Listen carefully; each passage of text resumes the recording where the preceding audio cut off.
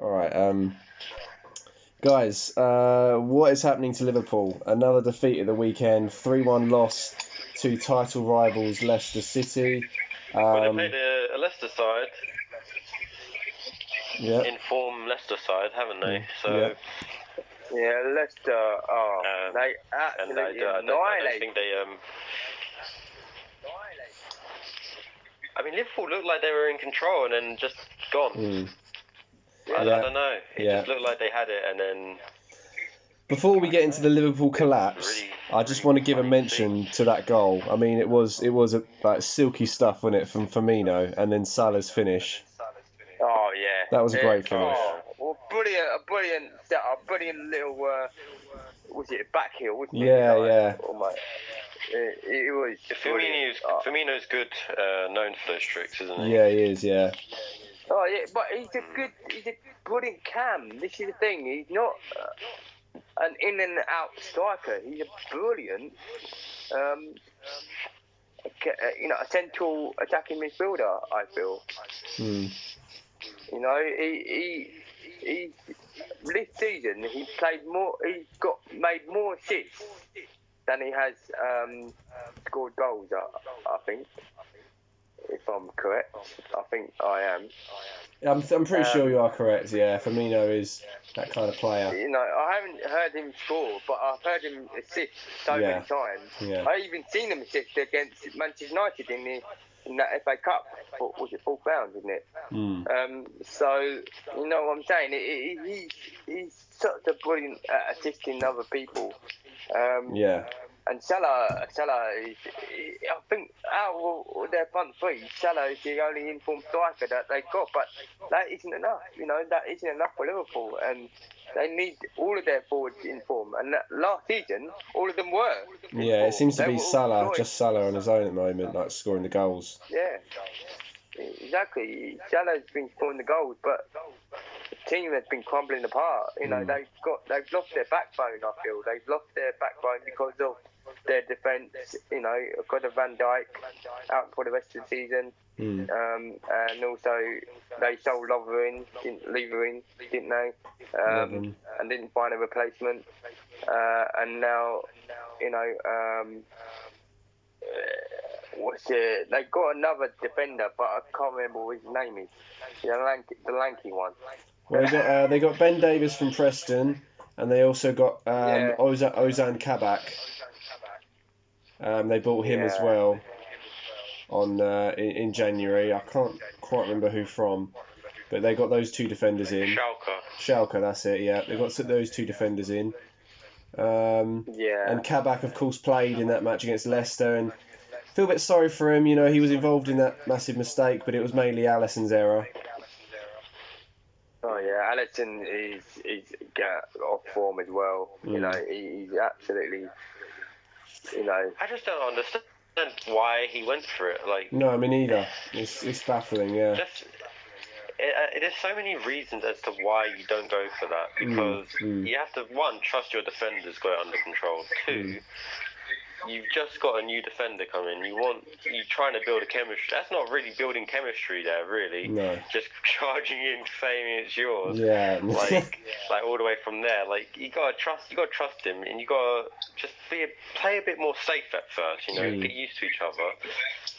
Like, and Alisson, after the recent games against City, and he's been fluffing his lines. Surely he would just want to just do everything normal and safe for a bit, just to calm down. But all of a sudden, he's charging out there, and well, you know, if I was a Leicester striker, I'd be at happy days, wouldn't it? Yeah. I mean, yeah, wasn't it a ball? Wasn't it like the edge of the penalty area that he came out to, or maybe even further than then? Like, I think it was a little bit further than that. Yeah, it's crazy. Yeah, it's definitely the defenders that. It's crazy. Yeah. I mean, Alisson. I mean, here's the thing. Obviously, if the communication was top tier on point, if Alisson actually screamed loud enough. Yeah. And obviously, if I mean, they can't hear. Go out the way. There's no one in the ground. There's no one. That's the thing. I didn't hear anything. Klopp said he didn't hear it. Yeah. So what is Alisson doing? Yeah. You know, like, can you imagine being the defender and all of a sudden your keeper just comes out of nowhere and fly kicks you? Like, I just think that's ridiculous. Maybe he was just trying to catch it on the volley and score at the other end. He saw an opportunity. Yeah, he saw the keeper off his line. It was so bad. It was so bad. The way he misjudged it by a mile, and it just landed into Vardy, and Vardy just made it easy. It's just like, what was that all about? Really? It's just absolutely ridiculous. I want to go. Ridiculous. No, yeah, it was. I want to mention the first goal quickly as well. Leicester's first goal, which was the free kick, which was just outside the area. So I think we can agree it was a good call there, it was the right call. And then Maddison's free kick, and there was Daniel Amati, I believe it was, who was just in front of the goalkeeper. It was initially given as offside when the ball went in, but after a VAR check, it got overruled. What do you guys think about that? Because the guy was in front of Alisson, could potentially have been interfering with play. Yeah, so what do you make of that? I think that's the same as you're talking. It's similar to the Bruno Fernandes free kick, wasn't it? Against Liverpool. Isn't it? You know, we were saying it's Maguire in the way of the goalkeeper. Should that goal should have stand and everything. And I feel it's becoming like a tactic now in football for free kicks, where they will stand perfectly in the way of the goalkeeper after free kick. So the free kick, he has no chance of saving the free kick. But it's 50-50 on that one. Again, it's still it's 50-50. I feel like, yes, he is interrupting the goalkeeper, but also he didn't touch the ball though. He didn't touch the ball, did he? Well, you don't have to touch the ball to be interfering in play. That's the point. I mean, I don't know if he was. I can't really tell from the angles and that I'm being given here from the video. I don't know if because they're looking at his armpit and they're going to like another Liverpool player's like foot, their toe, and it's like it's so minuscule. It's so hard to tell what's what. So I don't know if it's offside. Perhaps it was the right if call. It is, here's the thing. Yeah, here's the thing. If he was offside, if they came to the conclusion that he was ahead of the player, then I would say if he got in front of the keeper's vision, then that would count as offside in my opinion. Yeah. But I don't know, and because of that, because for me it's hard to tell with what I've been seeing, I can't give that as an offside. Yeah, maybe because it wasn't a situation where the shot was very central and there was literally a player standing in front of him blocking his view blatantly. It was more of a case of loads of bodies being in the penalty area and the free kick going across. That may have been just what led them to believe that it's fair. But yeah, it was an interesting one because there was definitely views that said it should have been disallowed. And then the third goal was just decent play from Leicester, really, and poor. Nothing away from the free kick though. The free kick was free kick was good. Yeah, well, it was good accuracy from Maddison. And the third goal, good decent play from Leicester. Liverpool sort of they gave up really by then. It was poor from their midfielders and their defenders. They just didn't chase the ball back. Alexander-Arnold caught out of position and Harvey Barnes with a decent finish. It was so easy for Leicester though. Leicester won the ball back so easily. Yeah. Midfield, like you said, wasn't there. I feel like Alexander-Arnold has sort of been getting exposed defensively. Yeah, he has. Without a competent centre back next to him. He's just nowhere to be seen. I know, yeah. It's crazy. Van Dijk's injury and his absence has exposed so many of their defenders, isn't it? Yeah. Oh yeah. It really has. Yeah, definitely. And I know Fabinho, he used to be a defender before coming into coming into the Liverpool squad, I think when he was at Monaco, he was playing right back.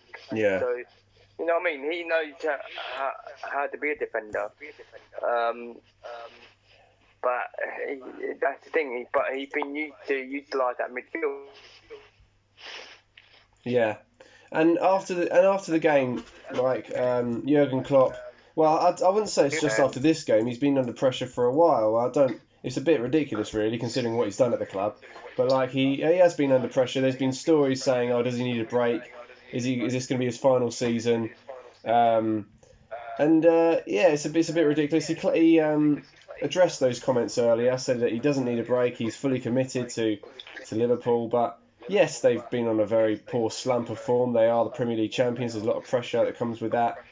But do you think this is... I mean, this just goes to show how crazy this season's been, you know. Managers becoming under pressure after a little run, you know. Well, managers, I think, always have been under pressure after a couple of games. It's always been, if you lose 2 games, then everyone's on your back. Yeah. It's always been like that in the last 10 Perfect example, 10 odd when years. Ole Gunnar Solskjaer lost his first 2 games lost 6-1 to Tottenham, and then 3-1 to Crystal Palace. Boom, they were saying that. You know what I'm saying? And I was like, oh my days. And then now it's like, we don't care now. We're still second. I'm actually slightly worried. You know, I am very slightly worried. I think it's a little disrespectful to sort of ask some of these questions. It is, yeah, it is. It's kind of like it's Chelsea-like, isn't it? I will admit that it is Chelsea-like, and I don't really like that, to be honest. You know, after the season where this is different to the Frank Lampard situation, by the way, because Frank Lampard didn't win the title. Jurgen Klopp won the title, and he's getting this pressure the season afterwards. It's just ridiculous. And I thought the same with Antonio Conte when he won the league, and the following season they were talking about him getting sacked, and he did. Like, it's just ridiculous, you know. I think if they've won a Premier League title, they deserve. That warrants them at least a season. Well, especially if they've won they've won the last Premier League title, the very last one, literally the season before. So they clearly have the capability and the skill, the knowledge and the understanding of the game to manage a team at the highest quality level. Yeah. They're just going through a phase. I mean, it's the players as well. The players are going through a phase. The manager's going through. I always sort of see it like, as I've said this before, it's just a recovery year for them. You know, it's just a recovery year for Liverpool. They've been at the top for so long, because it's not just the Premier League. They won the Champions League. Yeah. Wasn't it the season before? Season before, they got to the final, and then there's the final as well. They reached that burnout phase. They used that burnout. It's just they need to just a recovery. It's just a recovery phase, I reckon. A recovery season for them. Next year is the season where you should really be judging Liverpool again. Here's the thing. You looked at Chelsea. Chelsea, I know they changed managers, but it's the same philosophy, the same idea with the players. Like, they won the league, and then the year afterwards, this was only like 5 or so years ago, they won the league with like Conte, didn't they? Yeah. And then the next season went poorly, and you know he was gone, and they got, was it Mourinho they got in? Sorry, after Conte. Was it Sarri? Yeah. Oh wait, so was it a bit before that? Was it Mourinho? So Mourinho won the league, and then that was before. The drop-off year. Yeah, then the drop-off year. And then Conte came in, and then in Conte's first proper season in charge, they won the league again. Yeah, that's right. Yeah. It's just sort of like that. You judge them. You should really judge them the season afterwards, because you should expect a sort of drop-off. That's true. Yeah, no, it's not always going to happen, but it shouldn't be such a like what's going on? What do you mean what's going on? You see it all the time.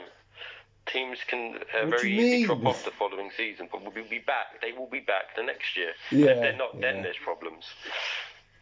Yeah, no, you're right. It's winning the league brings so much pressure, doesn't it? Yeah, and like you say, you've got to expect a little bit of a drop off. That's very true. You do have to expect it. Like, Klopp can't. I mean, when a team wins a title, they are kind of somewhat expected to win it again. They're like, oh, can they do it again? But I mean, you got to be realistic. It's like 60-40, not going to happen really. Yeah. But yeah,